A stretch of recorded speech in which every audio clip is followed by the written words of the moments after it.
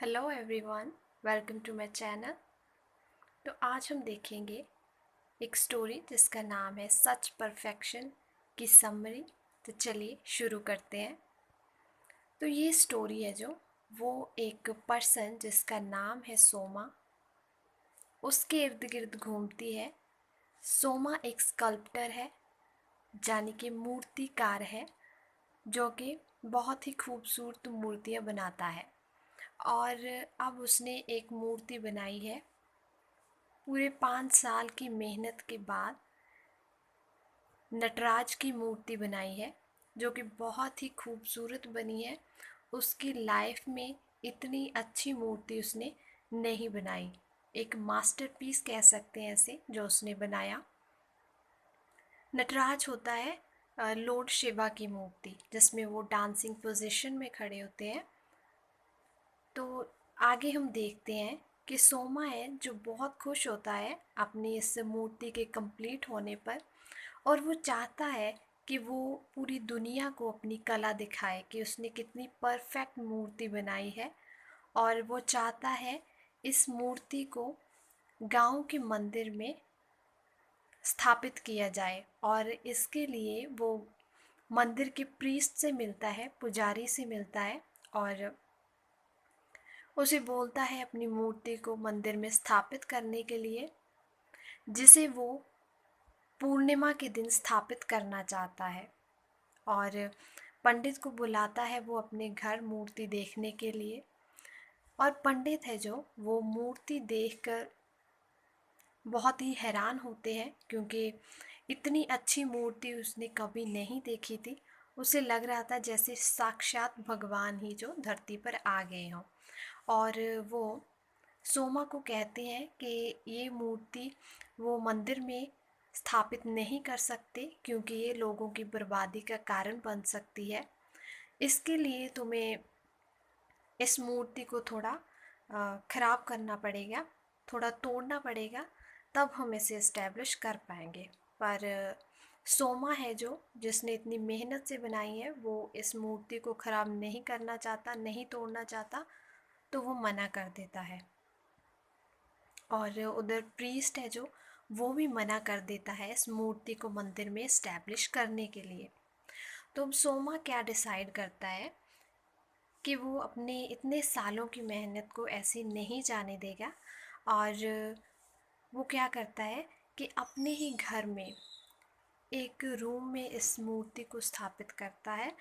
और उसी का जो एक तरह से रास्ता है जो वो गांव गांव के लोगों के लिए अपने ही घर से एक रास्ता बना लेता है उस मूर्ति के दर्शन करने के लिए। और इसके बाद वो क्या करता है, वो एक पर्सन को पैसे देता है ताकि वो आसपास के गांव में जाके ये अनाउंस करे कि पूर्णिमा की रात को इस मूर्ति को इस्टेब्लिश किया जाएगा। तो लोग उस टाइम में जो वहाँ पर आ सके और इस मूर्ति के दर्शन कर सके। तो जब पूर्णिमा का दिन आता है तब आसपास के गांव के बहुत सारे लोग इस मूर्ति को देखने के लिए पहुंच जाते हैं। इस टाइम पर क्या होता है कि मौसम बहुत ख़राब हो जाता है। आसमान में बादल छाए होते हैं और बादल गरजने शुरू हो जाते हैं जैसे ही उस मूर्ति से पर्दा हटाया जाता है लोगों को दिखाने के लिए। और सभी लोग हैं जो वो बहुत ही हैरान होते हैं इस मूर्ति की खूबसूरती को देखकर, और वो सिर्फ देखते ही रह जाते हैं। इसके बाद क्या होता है कि मौसम बहुत ज़्यादा ख़राब हो जाता है, तूफ़ान आ जाता है वहाँ पर, और बारिश बहुत तेज़ होने लगती है, और जिसकी वजह से वहाँ पे जो पानी है बहुत ज़्यादा भर जाता है, रोड्स पर भी और स्ट्रीट्स पर भी। और लोग हैं जो अपने आप को बचाने के लिए इधर उधर भागने लगते हैं। और अगली सुबह सोमा को ये पता चलता है कि पिछली रात है जो बहुत सारे लोग और जीव जंतु हैं वो मारे गए हैं इस तूफान की वजह से। जो कि उसकी मूर्ति की वजह से ही आया माना जा रहा था, क्योंकि उसकी इस मूर्ति की परफेक्शन को देखकर जो गॉड है वो गुस्से में आ गए थे। तो उन्होंने ये डिस्ट्रक्शन है जो वो शुरू कर दी, ऐसा लोगों का मानना था।